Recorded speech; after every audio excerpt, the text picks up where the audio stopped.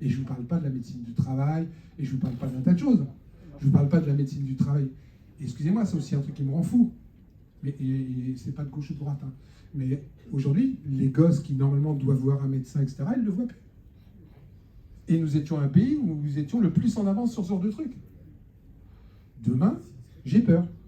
Maintenant, pour reprendre de la corruption pure et simple, moi, ce qui me gêne beaucoup dans la corruption, par exemple, c'est qu'un élu qui truande, et il y en a, honnêtement, alors ce que je vous dis, attention, plus on remonte, le sommet de la pyramide. Et ceci n'est pas un geste maçonnique. Je le dis parce que, ouais, il est franc-maçon. Non, je ne suis pas franc-maçon. Plus on remonte en haut de la pyramide, plus la corruption existe. Je pèse mes mots. Et j'ai un exemple bien simple par rapport à ça, parce que quand je fais dans le factuel, vous savez combien coûte une campagne présidentielle? Officiellement, hein. Une campagne présidentielle, officiellement, au deuxième tour, vous avez le droit de dépenser 22 millions d'euros. 22 millions d'euros. Déjà, c'est pas mal, hein.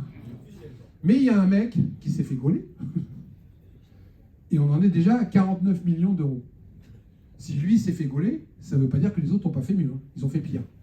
Sauf qu'ils ne sont pas fait gauler les autres. Donc aujourd'hui, une campagne présidentielle, ça coûte 50 millions d'euros. Vous les avez? Non, je ne sais pas s'il y a quelqu'un qui les a, donnez-moi son numéro de téléphone, mais moi je ne les ai pas. Donc pour monter une campagne présidentielle à 50 millions d'euros, à mon avis, on vous prête de l'argent. Si moi je vous prête de l'argent, et malgré le fait que la loi a encore un petit peu progressé là-dessus, mais encore une fois, c'est une fausse progression, parce que par exemple, la loi dit que vous n'avez pas le droit de mémoire à prêter plus de 7 500 euros par personne. Donner. Ouais, pas prêter, donner, pardon. C'est pas pareil. Donner, c'est donner. Ce qu'on a oublié de vous dire, c'est que c'est valable pour tous les membres de votre famille, et que c'est valable au 31 décembre. Ah, vous commencez à faire le compte. Hein. Donc si vous avez 5 enfants, moi j'en ai 6, je peux donner 6 plus moi, 7 plus mon épouse, 8. 8 fois 7 500 euros jusqu'au 31 décembre. Et le 1er janvier, je peux recommencer. Ça, c'est la loi. Mais moi non plus, ça ne me dérange pas. Ce qui me dérange le plus, c'est quand il y a un type qui s'appelle Macron qui refuse de nous donner le nom de ses 1000 donateurs. Et que sur Anticor, ils nous ont fait un procès pas possible, parce qu'il y a un donateur dont on n'avait pas donné le nom. C'est là où ça me gêne. Parce que moi, quand la loi est valable pour tout le monde, et qu'elle est la même pour tout le monde, ça ne me gêne pas. Maintenant, ce qui me gêne aussi, c'est, par exemple, je vais vous parler d'éthique. Et encore une fois, je ne suis pas Poutou. Hein. S'il y en a bien que j'aime pas, c'est bien lui. Poutou, sa campagne présidentielle, ça a coûté 300 000 euros. 300 000 euros d'un côté, 50 millions du côté de la gauche ou de la droite. À mon avis, il y a quelque chose qui cloche dans cette façon de faire de la politique. Parce que quoi qu'on en dise, plus t'as de pognon, plus t'as de meetings, etc. Et moi, j'ai pas envie que malheureusement, la République française, les élus français deviennent comme aux États-Unis. C'est-à-dire c'est celui qui a le plus de pognon, celui qui fait le plus de spots télévisés, même si c'est pas vrai, qui gagne les élections. Et petit à petit, on se dirige vers ça, parce qu'il n'y a plus de justice là non plus. Et je ne parle pas de corruption, mais encore une fois, j'ai du mal à me dire que si je te prête beaucoup d'argent pour ton élection, à un moment donné, bah faut que tu me le rendes, hein, ouais, faut pas déconner. On s'est posé des questions sur certains vaccins. Il n'empêche qu'on nous a imposé dans les 3 mois d'élection 11 vaccins obligatoires pour les enfants. Avec un rappel. C'est ouais, avec les rappels. Mais on nous a pas demandé notre avis, on l'a fait. Hein. Point de suspension. Hein. Point de suspension. Demander l'avis à tous les Français. Ben ouais, je sais bien. Il ne faut jamais leur demander l'avis. D'ailleurs, tout le monde sait que les Français sont des descendants, qui comprennent rien, qui traversent pas assez vite la route. On est au courant de tout ça. Mais la corruption, et je peux vous citer 100 000 cas de corruption. 100 000 cas, je veux dire, je peux vous parler d'un élu aujourd'hui qui a acheté des maisons et qui a acheté des maisons sur un terrain qui n'était pas viable. Ouais, puis d'un seul coup, les terrains sont devenus viables, et puis d'un seul coup, ces maisons ont pris 10 fois plus de valeur, je sais pas quoi. J'en ai 100 000 cas, je peux vous renvoyer, j'en ai tous les jours, malheureusement. Ce que je voudrais par rapport à cette corruption, c'est que ça s'arrête et qu'on freine. Et je voudrais aussi que les gens prennent la résolution, entre guillemets, de ne pas voter pour un élu corrompu. Ouais, alors je sais, on me dit qu'il n'y a rien d'autre en face. C'est vrai, hein, c'est aussi un constat en politique. Je le dis souvent, c'est marrant parce que contre les élus qui sont en pointe, et je l'ai vécu de l'intérieur, il n'y a jamais un cadre qui se présente. Je ne sais pas si vous avez remarqué. Quand le mec est en haut de l'affiche, il n'y a jamais quelqu'un qui vient se battre sur une élection contre lui. C'est toujours le petit élu du coin, l'opposant du coin. Mais vous n'avez jamais vu, par exemple, un Manuel Valls sur une élection municipale contre je vais dire une bêtise, un Edgar Morin, etc. Ils se gardent le gâteau. Hein. Ils ne se battent pas entre eux. Ils se battent pas entre eux. Mais moi, je dis qu'un élu corrompu, je suis désolé, je ne vote pas pour lui. Ah, vous me direz, oui, mais je vote pour qui? Vas-y, madame.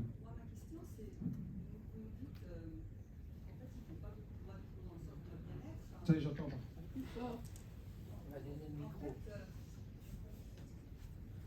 En fait, tous ces gens-là qu'on paye grassement font pas beaucoup de lois qui vont dans le sens de notre bien-être. Il y en a quelques-unes. Ben oui, mais du coup, est-ce qu'on a vraiment besoin d'eux? On est nombre. Et quelque part, on leur donne... Mais si, on vote pour eux, quelque part, on leur donne un blanc-seing. Donc, si on décidait tous de prendre notre souveraineté et dire stop, c'est fini, on peut pas. On peut pas. On pourrait, madame, mais on pourrait si le français était vraiment discipliné. Si vraiment, mais j'ai aussi un exemple. Ouais, j'ai aussi un exemple. Mais surtout, moi, j'en connais plein. Je vais vous citer. Encore une fois, je parle que de ce que je connais. Je connais plein de gens qui sont contre les élus corrompus, qui trouvent que c'est inadmissible, que c'est pas bien. Ah, mais pas le mien. Ah non, je le connais le mien. Attends, c'est 20 ans qu'il a trouvé du boulot de ma fille. À une époque, il me faisait sauter mes contredanses. Il m'arrange mon petit truc sur le terrain. Donc pas le mien.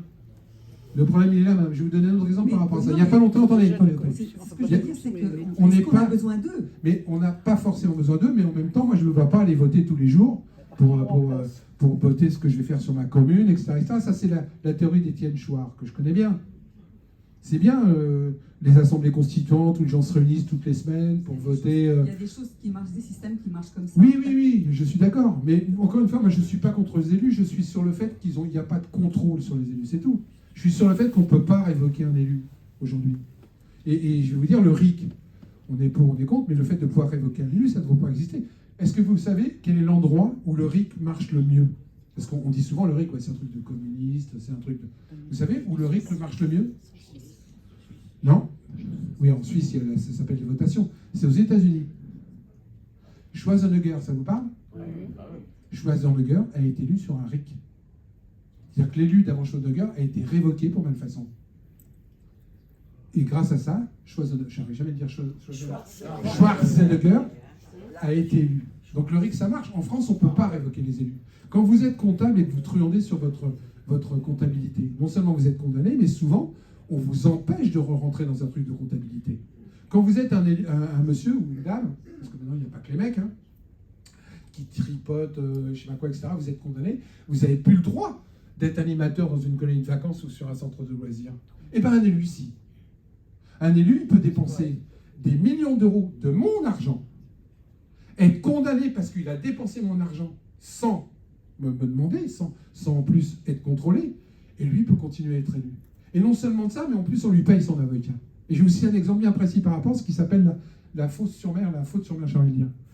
Vous savez, l'endroit où tous les gens se Fosse-sur-Mer. Là, ils sont en appel, je ne sais pas quoi. La Faute-sur-Mer. Non, l'endroit où les gens sont morts dans leur maison parce qu'ils ne pouvaient pas sortir, la zone inondable. Voilà. Donc aujourd'hui, ils sont en appel, plus qu'on appelle même. Les gens qui sont victimes, donc ça a été délocalisé, l'appel a été mis dans un autre endroit. Les gens qui ont été victimes, eux, s'entassent dans leur petite Clio à 7 ou 8, vont coucher dans un Formule 1 pour pouvoir assister au procès. Le maire, lui, il se paye un taxi, il a un restaurant et un hôtel 3 étoiles, payé par la mairie, parce que protection fonctionnelle. Il y a un moment donné, il faut qu'on arrête ce genre de, entre guillemets, ça ne s'appelle même pas de la corruption, parce que c'est la loi. cette immoralité. Et là aussi, il y a des choses à changer. Mais les seuls gens qui peuvent les changer, c'est nous, encore une fois. Tant qu'on ne contrôlera pas les élus. Vous allez à un conseil municipal aujourd'hui, moi j'y vais de temps en temps, il n'y a personne. Reprenons déjà la main. Quand quelque chose arrive, ne fermons pas les yeux. Aujourd'hui, il y a plein de gens qui ferment les yeux. Quand un élu truande quand même dans une mairie, et j'y ai été, il y a toute une chaîne de gens qui laissent passer le papier. Moi, je veux dire, quand ils fermaient les bureaux à clé, je regarde dans les tiroirs, justement, quand j'étais à la formation professionnelle. Mais ne fermons pas les yeux. Ouvrons-les et battons-nous, parce que c'est notre vie, c'est nos enfants, c'est nos petits-enfants. Quand il n'y aura plus de sécu, quand il n'y aura plus de code du travail, quand il n'y aura plus de retraite, comment ils vont vivre, nos petits-enfants? Moi, j'en ai 6, 5, bientôt 6. Ils vont se payer leurs choses. Ben voilà, ils vont se payer eux-mêmes, ils vont se démerder chacun, puis chacun fait sa gueule. Eh ben oui. Ah bah ouais, pas de problème. Mais un minimum de solidarité entre les gens, moi je pense que c'est nécessaire quand même. Une sécurité sociale pour tous, je pense que c'est nécessaire quand même. Même si quelque part, faut payer. Moi je vais vous dire, je suis prêt à payer encore plus d'impôts. Ça ne me gêne pas. Si je suis sûr que l'argent que je paye est bien utilisé. Parce qu'aujourd'hui, il n'est pas utilisé, parce que quand on me dit qu'il n'y a pas d'argent, il y en a de l'argent, madame. Il y en a, on estime aujourd'hui, et là je remets la casquette d'anticorps, à 120 milliards par an de fraude fiscale. Bah oui, voilà. 120 milliards par an. Voilà. Il y en a de l'argent. Et là, on fait quelque chose. Ah mais non, on n'en fait rien. Non, on n'en fait rien. Là, par contre, on montre du doigt les gens qui truandent sur le RSA, et c'est pas bien. Honnêtement, le type qui truande sur 600 €, mais quel... Écoutez pas ce que je dis, quel connard. Mais par contre, 120 milliards, on bouge pas. Parce qu'aujourd'hui, malheureusement, la société française fait que on a plus de griefs après quelqu'un qui crache par terre qu'avec un type qui détourne 120 milliards d'euros. Non, nous exagérons pas. Non, j'exagère pas, madame. C'est vraiment, de façon populaire, c'est ce qui marche le mieux. On s'en occupe pas. Tout à l'heure, je vous parlais, moi, je suis foudrage du mec de 93 millions d'euros. Je dis qu'il va passer à 33 millions d'euros. J'en ai parlé à la presse, ça a intéressé personne. Ça a intéressé personne. Parce que ça se voit pas. Et il y a plein de choses comme ça qui, malheureusement, les gens ne se rendent pas compte, on est en train de se faire avoir. On parle de corruption. Je vous parle d'une corruption qui va se développer à la grande vitesse grand V, c'est quand ils vont arriver à supprimer l'argent liquide. C'est une bonne chose, ouais. J'étais sûr que vous alliez dire ça. C'est une super bonne chose. Ben oui, mais vous vous rendez compte, la petite mémé qu'on ne pourra plus lui voler son porte-monnaie, votre mari qui n'arrête pas de foutre le bordel avec les pièces dans ses poches, qui se gourre en rendant la monnaie, quand il n'y aura plus de monnaie. Mais il n'y a pas de problème. Si votre maison brûle, mais il n'y a pas de problème. Tout est sur votre carte. C'est génial. Alors par contre, quand je vais vouloir filer 20 € à ma petite fille en douce, parce que tu dis pas à ta grand-mère, tiens, tu prends... tu seras obligé de le mettre sur ta carte. Quand tu vas vouloir aller en brocante, et puis acheter un petit truc comme ça, en liquide, pas en liquide, par contre, tu pourras plus. C'est sur ta carte. Quand tu vas vouloir, parce que tu n'auras pas assez de pognon, aller bosser le week-end chez ton voisin qui va te filer 150 balles pour que tu l'aides à refaire son mur. Ah bah ça, c'est pas bien. Mais non, c'est pas bien. Je reconnais. Ça, c'est laid, madame. Mais c'est laid. C'est laid. Mais par rapport au mec qui détourne des millions d'euros, mais c'est vraiment laid. Je comprends. Oh là là. Mais quelle honte. 150 €. Mais c'est une honte. Ben, de toute manière, il ne pourra plus, le mec. C'est sur sa carte. Oui. Ah, moi, je ne suis pas d'un côté de l'autre. Je suis... la corruption, vous dénoncez... Moi, je suis contre le travail au noir. Si tout le monde payait Ah, mais... les impôts de ce qu'il gagnait, On est d'accord. on serait heureux. Ce que je vous expliquais, c'est que c'est un système qui va permettre encore plus de corruption. Encore plus de corruption. Parce que... Ben oui. Ah, pas du tout. Mais si. Pas du tout. Alors là... Je pense qu'il nous faudrait plus de 2 heures pour qu'on en parle tous les deux. Mais il y a... Déjà, quand le fisc vous condamne à une amende, une très forte amende, celui qui est condamné vient pour négocier. Et pourquoi le fisc négocie un rabais? Parce qu'il encaisse l'argent tout de suite. Autrement, ça va être des années de procédure. Voilà le motif exact. Oui, officiel. mais pas seulement officiel, je pense que c'est réel. Mais pourquoi pour les petits, il n'y a pas de négociation? Mais si, mais tout le monde peut aller négocier ses impôts. Non, essayez, madame. Bah, si. Je peux vous assurer que plus vous avez d'argent, plus c'est facile de négocier. Parlez-nous du verrou de Bercy, par exemple. Ah bah, le verrou de Bercy, là aussi, ils ne l'ont pas supprimé, hein, le verrou de Bercy. Soi-disant, il n'existe plus, mais il existe toujours, le verrou Bien de sûr Bercy. qu'il existe toujours. Ah oui. Moi, si vous êtes pour, tant mieux. Moi, je suis pas pour. Hein. Mais non, je ne suis pas pour, mais parlez-nous de ça. Il y a des choses plus intéressantes que des petits cas d'école ou des petits exemples dont la presse ou les journaux extrémistes parlent sans arrêt. En même temps, je ne suis pas un extrémiste et je ne parle pas forcément de tout ce que les autres disent. Le verrou de Bercy, c'est aussi important. Mais aucun élu n'a voulu le supprimer. Je vais même vous dire, à Bercy aujourd'hui, et je ne peux pas le développer aujourd'hui, il y a un bureau où il y a des gens qui sont payés, on ne sait même pas combien ils sont et on ne sait même pas combien ils sont payés. Et c'est nos impôts. Et il y a une quinzaine de personnes qui bossent là-dedans depuis 20 ans. Et on ne sait même pas. Non, ce n'est pas forcément la DGSI. C'est des fonctionnaires, hauts fonctionnaires. Je peux vous parler des préfets hors cadre, que soi-disant on a supprimé. Les préfets hors cadre qui sont nommés au desiderata des gouvernements. Ces mecs-là touchent en moyenne 6 000 € par mois quand ils n'ont pas de travail. Et même quand ils n'ont pas de travail, entre guillemets, ils touchent 6 000 € en tant que préfet hors cadre non affecté quelque part. Quand ils ont un travail, on leur retire leurs 6 000 € parce qu'ils ont quand même un salaire, mais ils continuent à cotiser sur les frais de l'État pour leur retraite. Ça s'appelle de la corruption aussi. Je peux vous en parler 50 fois. Mais est-ce que ça intéresse vraiment les gens, les préfets hors cadre? Il y en a plus de 100 en France. Tous les présidents ont dit qu'ils allaient arrêter de le faire. Et ils le font sans arrêt. Ce sont des arrangements entre copains, coquins. C'est exactement ça, monsieur. etc. Mais de corruption, non, c'est pas de la corruption, puisque c'est tout à fait légal. Ah mais monsieur, je suis d'accord avec vous. Hein. C'est complètement légal. Après, ah bah oui, ils habillent la légalité, il n'y a pas de problème. Moi, à partir du moment où c'est pas parce que tout le monde le fait qu'on peut le faire. Ah bah non, mais c'est... On est bien d'accord. Et c'est pas parce que c'est légal, monsieur, que c'est moral. Et c'est pas parce que c'est légal que j'ai pas le droit de dire que c'est de la corruption. Parce que c'est de la corruption. Quand on vous donne des colifichets pour vous récompenser, c'est de la corruption. Ça, c'est autre chose. Ah ben. Ah non, non. Vous savez, la corruption, il n'y a pas que l'argent. Hein. Les avantages. Il y a les avantages, il y a le fait qu'on vous nomme ambassadeur, qu'on vous file une légion d'honneur. Tout ça, c'est de la corruption. Et quand on vous fait une légion d'honneur, vous payez.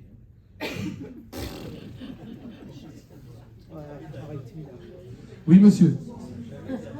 Oui, monsieur, vous avez un petit écho à payer pour la Légion, je le sais. Voilà. J'ai moi-même la médaille de... Je ne sais plus quoi. Merde, c'est quoi la médaille que j'ai?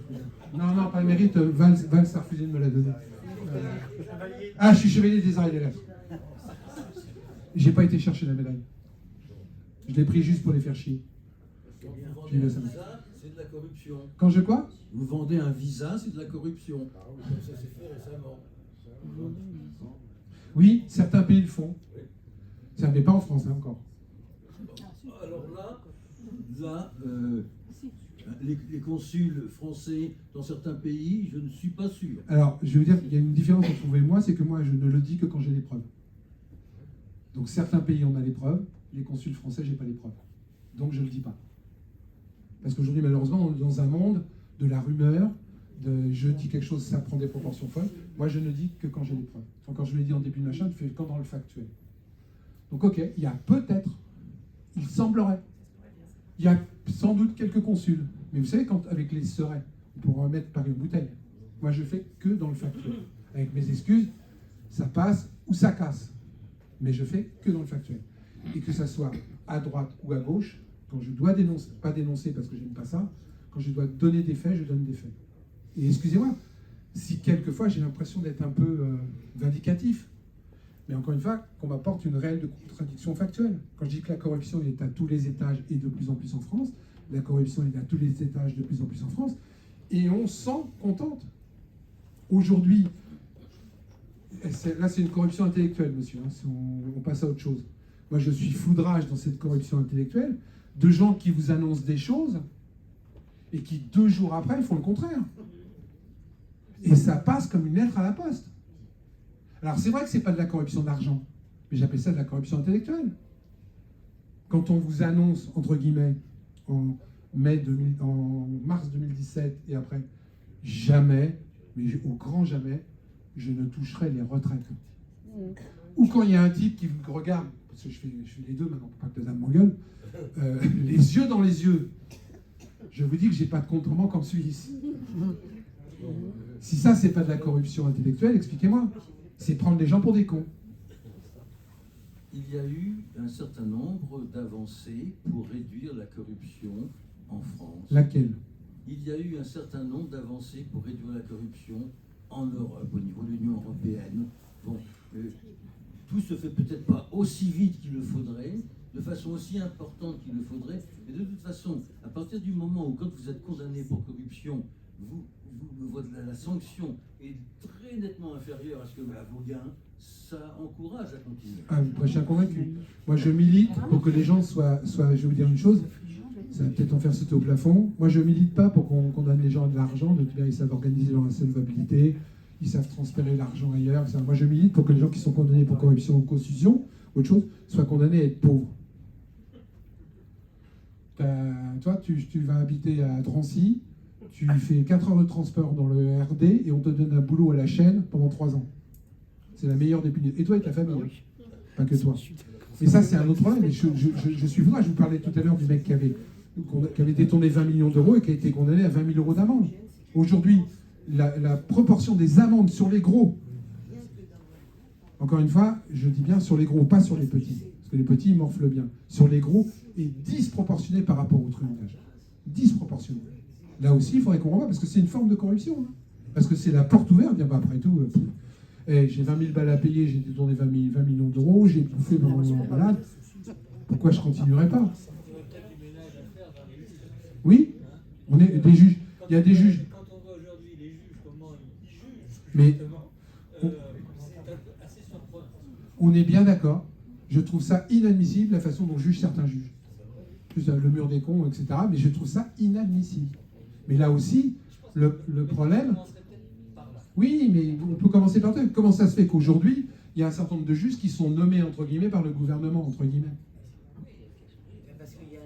On devrait les rendre indépendants, parce que quand vous devez votre carrière, le fait que vous courbez les chines... On leur donnerait le bon Dieu sans confession quand on les écoute, Oui. mais dans leur jugement...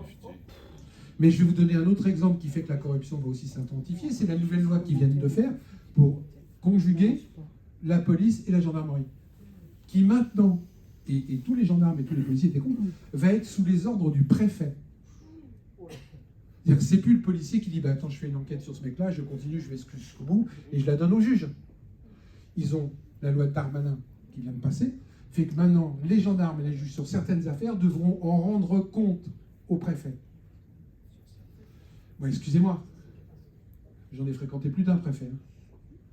Ils sont aux ordres. Donc le jour où il va y avoir une affaire un peu sensible qui va monter jusqu'au préfet, qu'est-ce que va faire le préfet? Le préfet est le représentant de la République. Là, on est d'accord.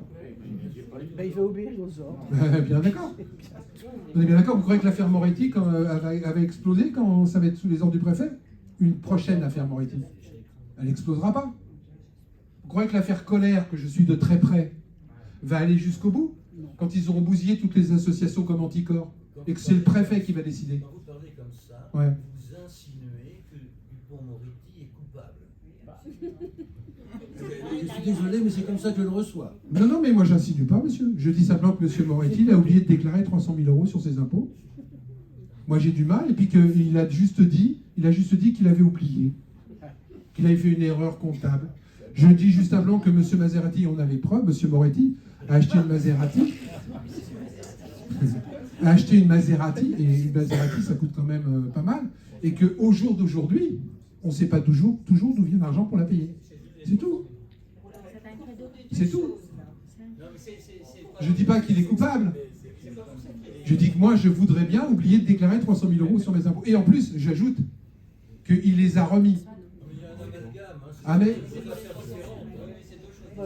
il y a la même chose chez Mitterrand, je suis d'accord. Mais c'est vachement dur de ne pas mélanger, vous savez, parce que ces gens-là se mélangent bien. La dame vient de le dire à côté. Quand vous passez du public au privé, et que vous repassez du privé au public, et que quelque part, quand vous avez les affaires qui sont d'un côté et que vous devez les juger de l'autre... Non, mais il faut rester. Oui, mais vous savez, c'est très très dur de rester quand elle est partout.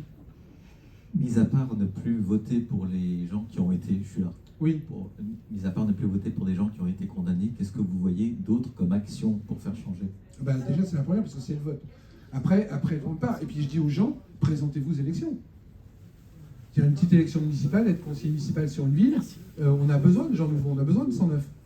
Aujourd'hui, malheureusement, moi qui ai été élu pendant 25 ans, je peux vous assurer que dans les conseils municipaux, souvent, c'est des gens qui sont là depuis 10 ans, 15 ans. Il faut qu'on renouvelle le parc. Moi, je suis malheureux de voir qu'il y a de moins en moins de jeunes qui veulent s'investir sur la vie de la cité. C'est des problèmes d'élistes de partis, ça.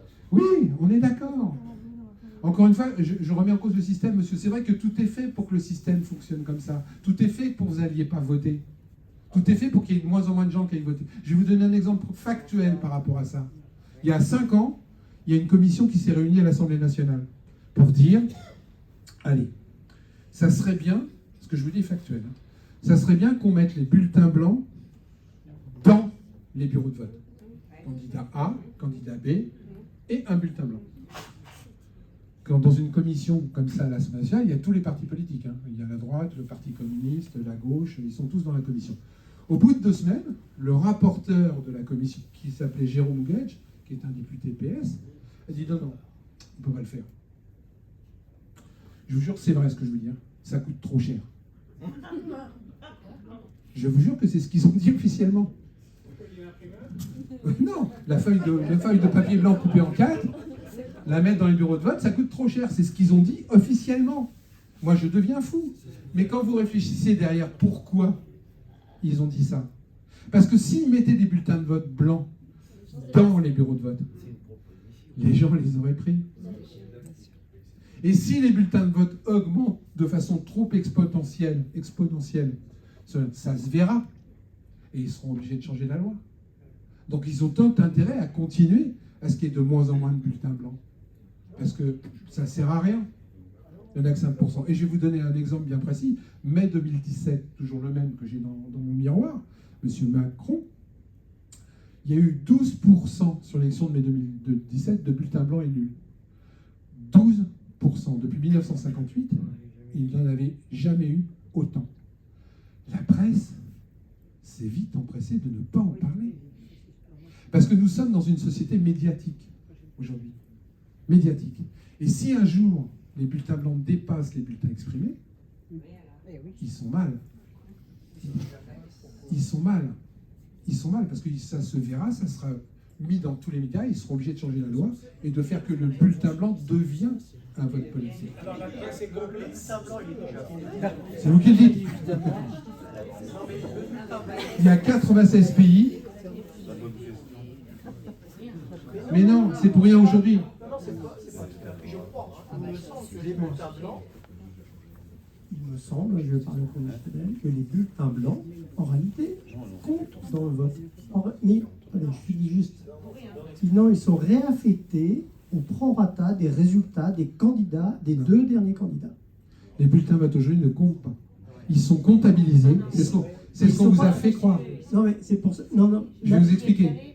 J'adore parce qu'en plus, ils confortent ce que j'ai. Non, écoutez, je vous jure. Ils sont. J'ai utilisé conditionnel. Hein. Ouais, non, mais j'adore la manipulation qui a été faite à ce sujet-là. On nous a fait croire, encore une fois, et c'est un gouvernement de gauche qui l'a fait, et aujourd'hui ça change tout. Hein. Parce qu'avant, il faut que vous le sachiez, les bulletins blancs et les bulletins nuls étaient mis en même temps. Ils étaient comptabilisés en même temps. Et comme progrès démocratique, on nous a vendu qu'on faisait une grande avancée démocratique. Aujourd'hui, à partir de maintenant, nous allons compter les bulletins blancs et les bulletins nuls. Mais ils ne sont toujours pas comptabilisés dans le scrutin. Ah non. Ils sont comptés, mais pas comptabilisés. Votant. Je suis d'accord. Mais ils sont. Non, mais si par exemple, je vais caricaturer, si 20% de la population vote pour un président, imaginons qu'il soit élu Avec 20% des bulletins de vote, il ne représente que 20% des bulletins de vote. Non. Ils représentent 100% des voix. Absolument. Ce que je veux dire par là, c'est que, je me trompe peut-être, hein, je demande qu'à y voir plus clair, mais il me semble bien que les bulletins blancs ensuite sont réaffectés au prorata des 2 candidats qui sont... Non, monsieur, je vous assure. Évacuez ça tout de suite de votre tête. Non, les bulletins blancs sont comptabilisés, sont comptés, mais ils ne sont pas comptabilisés. D'ailleurs, je vais vous dire un exemple bien précis. Un élu de la Seine-Saint-Denis, pour ne prendre que la Seine-Saint-Denis,